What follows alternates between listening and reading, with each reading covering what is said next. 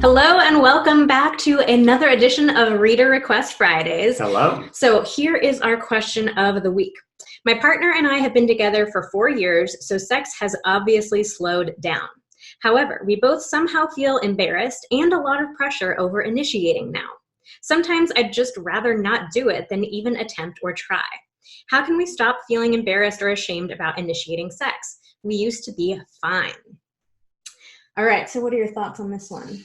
I think this is probably something that a lot of people experience when it comes to, after a number of years, what used to be super frequent starts to kind of dwindle a bit. The frequency goes down. And yeah, if you're not talking about that, or you're not kind of in communication about that, it can feel really difficult once you kind of realize that things have changed a lot to know how to bring that up in a way that feels comfortable.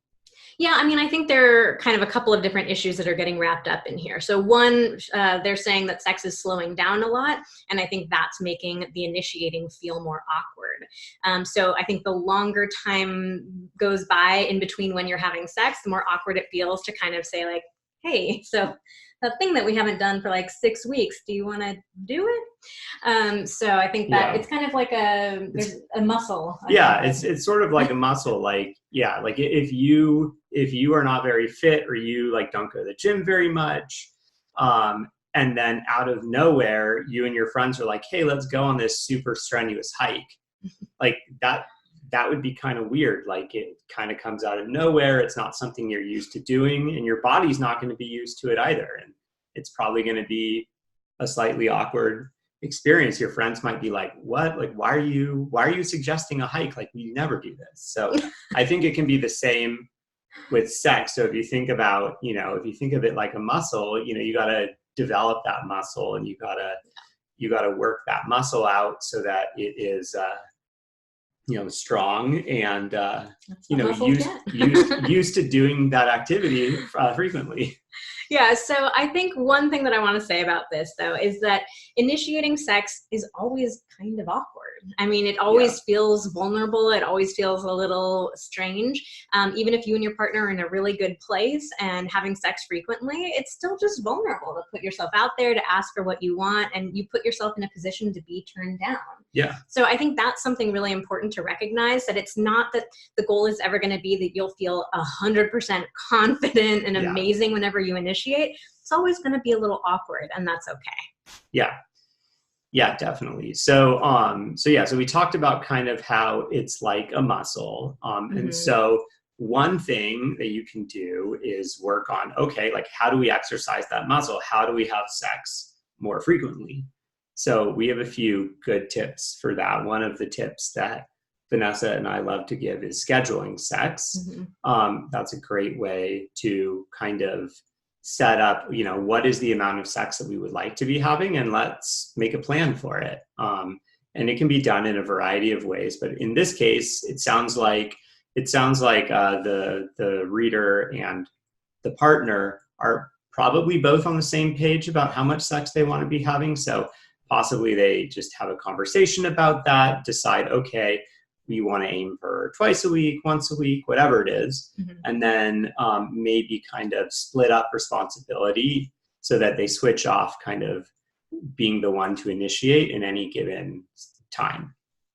Yeah, just kind of taking a step back with scheduling sex. Yeah, that's an idea that we really like. I know that a lot of people think that scheduling sex is this awful thing that you only have to do if your sex life is terrible, but I think it's all about the right way to schedule sex. So maybe we need to make a different video about that. But you can definitely schedule sex and make it still feel fun and exciting, and it just keeps that inertia going with your sex life, so that you guys have that momentum. It feels easier to just kind of, once you're going, you just keep going. And like you were saying, splitting up the initiation. So you kind of say, let's just pick, if you say you're going to have sex twice a week, maybe it's, I'll always initiate on Tuesdays, you always initiate on Fridays. And that way you each feel like you're kind of dividing up responsibility.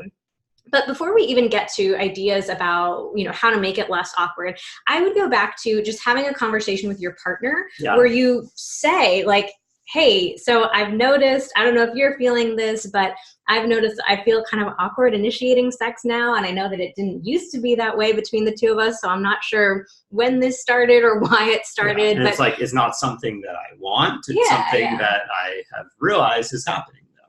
Yeah. So I think just, again, like acknowledging it's awkward for all of us. And sometimes when we just take those awkward things out of the shadows and bring them up to the light and say like, hey, I'm feeling this. Are you feeling that too? It can really make it feel so much easier in a relationship. So I would definitely suggest having a conversation like that. See how your partner's feeling, if they're, on the same page about that.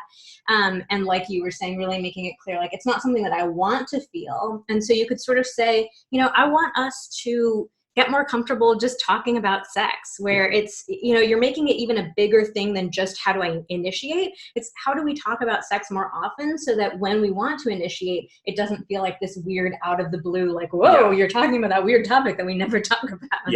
Yeah, it's definitely a lot easier to initiate when you're already really comfortable talking about sex and talking about what you like and what you don't like and what has worked well and whatnot.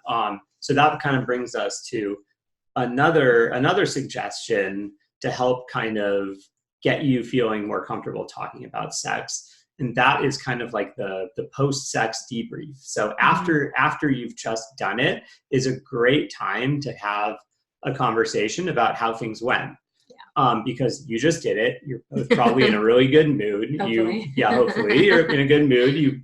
You have a pretty good recollection of how things went.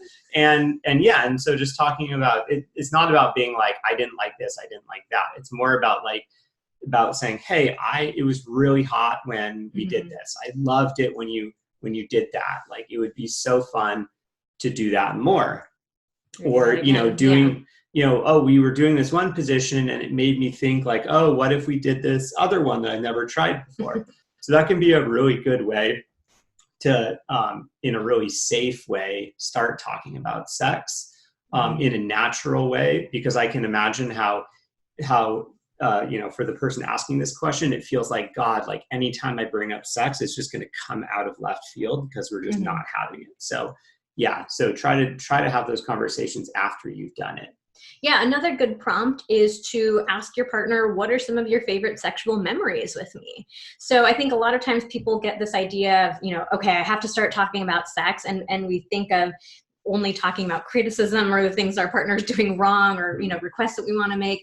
But it doesn't have to be that. You can have much more general and super positive conversations about sex too. So maybe talking about some of your favorite sexual memories together. Yeah. And that way it just starts to feel like a topic of conversation that's easier, less awkward, something that you're, talking about more frequently. Yeah, especially because they mentioned that at the beginning, it didn't feel awkward. So there's probably a lot of really positive memories and really fun things that you could talk about, and just kind of bringing that back out into the open is a really good way to kind of make it feel like, oh yeah, we could do this again. Why not? Yeah.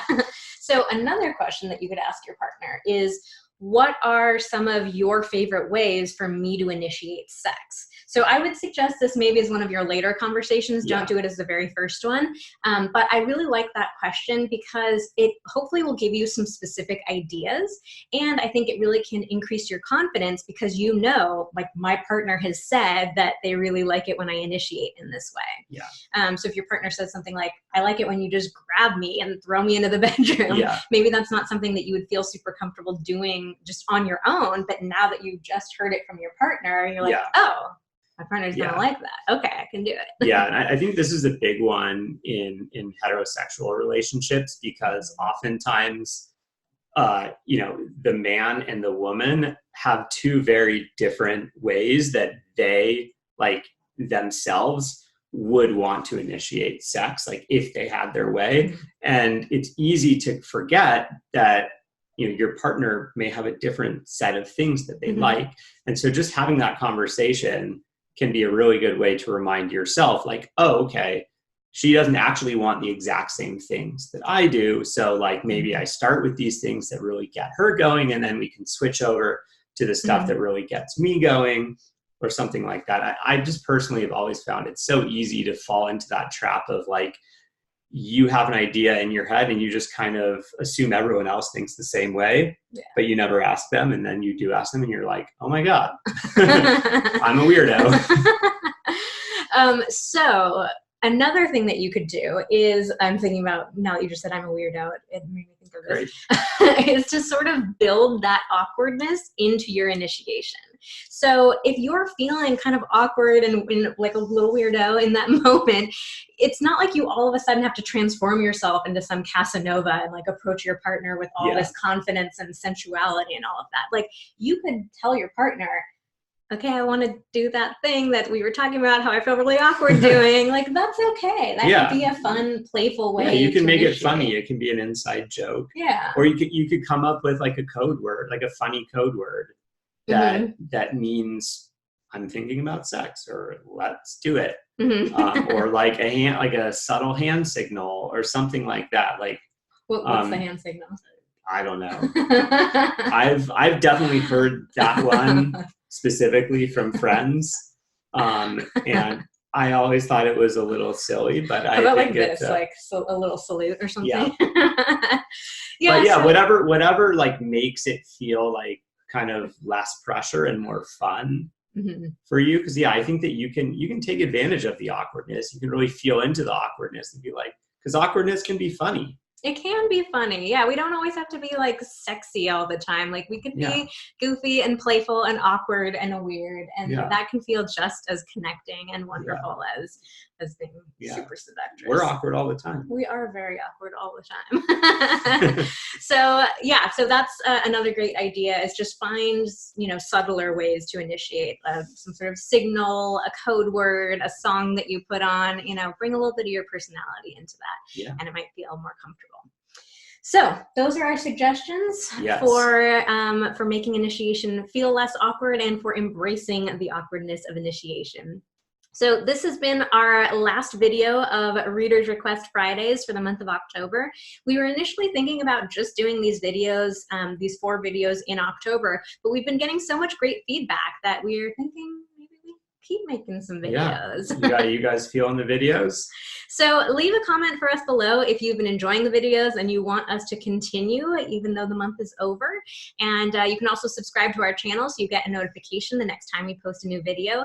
And of course, definitely come on over to vmtherapy.com and subscribe to our email list. You'll also get notifications about new videos, and we're always polling our community asking, like, do you want us to do more videos? Do you want us to do X or Y or Z? So we'd love to have you join us over there as well.